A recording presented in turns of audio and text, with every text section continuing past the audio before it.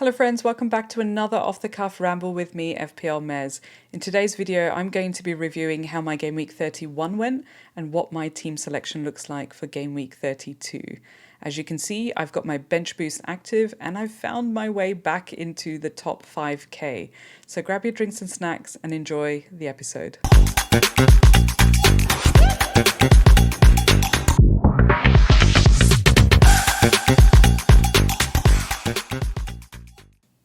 Before I get started, I wanted to give a quick update on why I've been away for such a long period of time. I think it was around mid-December and ahead of Game Week 16 when I got the worst possible phone call of my life. My dad was critical in ICU and did not have long to live. Thankfully, I was able to make it back as quickly as possible from Australia to spend some time with my dad before he passed away at the beginning of this year. It's been a really long, traumatic journey for my family. And I'm so glad that I was able to be there and spend some time with them. I ended up being in the UK for about 3 months and only recently got back to Australia. While I had no desire to make FPL content, playing FPL was a really good distraction for me. All I was doing was just making simple moves, not overthinking things. I wasn't able to strategize, I wasn't able to do any research, and that was completely fine. It was nice to continue playing FPL in the background and still continue to make some progress. There was many highs and lows as well. I wanted to take the opportunity to say a massive thank you to all of you in the FPL community that have reached out to me over about 4 months that I've been away. I truly appreciate your kind messages, your support, and the encouragement to continue playing FPL as well, and to continue making FPL content. It's taken a lot for me to just open up OBS and start making some content again. So thank you for tuning in. And to those of you that are joining me for the first time, welcome. Thank you for being here. I'm Mira, FPL Mez 8 on the socials. This is my 4th season playing FPL and my 2nd season making FPL content. My show is called Off the Cuff and it's a super rambly video diary of how my FPL season is going. I occasionally have some guests on to share some tips and give me some advice. And I also love getting advice from you guys as well, the FPL community. So thank you again for tuning in and let's jump into how my Game Week 31 went. So as usual, I'm going to be using Mural, a online collaboration tool that I've been using all season to share my FPL journey.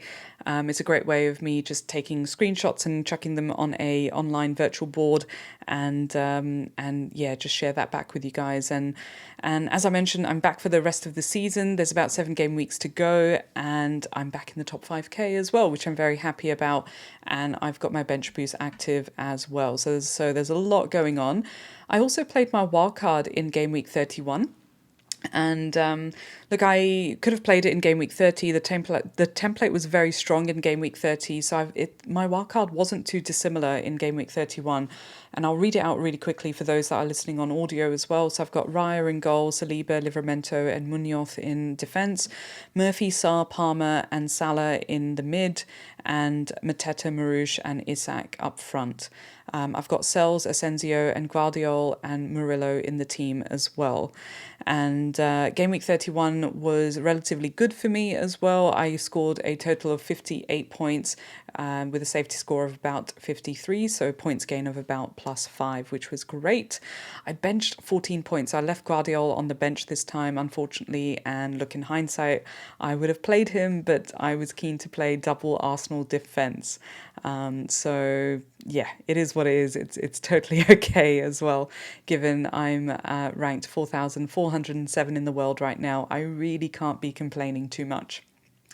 My game week rank was 487k overall, which is fairly decent. It's not something I've been focusing too much attention on. I've just been making moves and, having some fun with FPL and not overthinking things.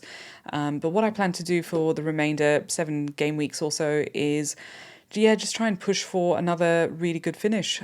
So previous season, not last season, the season before, I finished 2.5k in the world, so it'd be wonderful to try and beat 2.5k if I can. I feel like I'm getting close to it, but I've been yo-yoing for quite some time, so which I'll show you actually. So if I show you my game week history, So as I mentioned earlier on in this video, I ended up going to the UK when my dad was quite critical in hospital around game week 16. And so I was overall ranked around 11k around game week 16. And yeah, it's been a bit of a roller coaster. So whilst I've managed to stay in the 21k kind of region between game week 16 and game week 31, it's been a really tough, 15 sort of game weeks or so. Yeah, I managed to kind of stay in a good place during that time, whilst it's been really, really tough. But it's been a bit yo-yo-y, and so it'd be really good to push for the final 7 game weeks or so. It'd be really good to push for a top 2.5k finish again, if I can. If I can't, it's okay. I know I've tried my best as well, so we'll see how it goes. But yeah, it's been a bit of an up and down season so far, but I had a really good start to the season, so I really can't complain either. I'm going to keep this video really simple and jump straight to my double game week 32 team selection. And as I mentioned, I've got my bench boost active. I played my wildcard in game week 31, and this is the first time I'm playing my bench boost so close to my wildcard as well. And I quite frankly wanted to just get it out of the way as well. So yeah, happy to be playing it in game week 32. Although the bench boost in game week 33 doesn't look that different either. I had a couple of people reach out to ask why I'm playing it in 32 as opposed to 33. I think the way I set up my wildcard, it makes sense for me to play it in 32. In 33, I am planning a couple of transfers. I think at least like one transfer. I'll be taking out Palmer and probably bringing in Saka and putting my captaincy on Saka potentially. But for this game week, I feel like, playing Palmer whilst being slightly nervous about his minutes at the moment is a better opportunity for me to play the bench boost. And of course, on the bench, I've got Asensio there from Villa as well. Probably a good time to play any Villa players this game week as opposed to playing them in game week 33 where they play Newcastle. So yeah, I'll read out my team, my bench boost team for you guys. So I've got Sells, Murillo, Livramento, Munoz, Gvardiol, Saliba and Raya in the defence. I've then got Murphy, Sarr, Palmer, Salah and Asensio in the mid. And then up front, I will have Mateta, Marouche and Isak. So that's the plan for bench boost game week 32. In terms of predicted points, I think FPL team predicted about 15 points or so.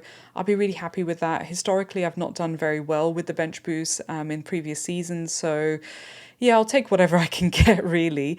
It'll be really good to get it out of the way. And as I mentioned previously, that I may be playing my free hit in game week 34, and then probably will muddle my way through in the last couple of game weeks of the season as well.